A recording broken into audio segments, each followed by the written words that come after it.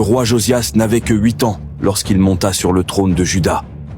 As-tu déjà entendu l'histoire d'un enfant de 8 ans qui a réussi là où des rois adultes avaient échoué?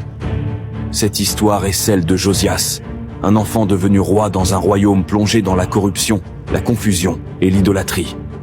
Et pourtant, malgré son jeune âge, il fit un choix qui bouleversa tout un peuple. Il décida de chercher Dieu de tout son cœur. Un jour, alors qu'on restaurait le temple abandonné et oublié depuis des années, les prêtres mirent la main sur un ancien rouleau poussiéreux, le livre de la loi du Seigneur. Quand on le lut devant Josias, chaque mot transperça son cœur comme une lumière dans l'obscurité. Alors il se leva, déchira ses vêtements en signe de repentance, et s'écria « Nous nous sommes éloignés du Seigneur, nous avons désobéi à sa voix. » Il n'attendit pas un seul jour.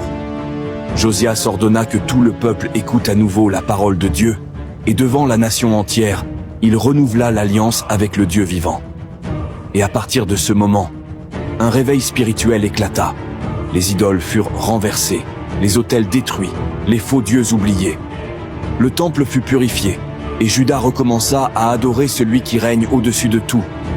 Cette histoire nous frappe d'une vérité essentielle. Même quand tout semble perdu, même quand un peuple s'égare, le simple fait de revenir à la parole de Dieu peut restaurer une vie, une famille, parfois même une nation entière.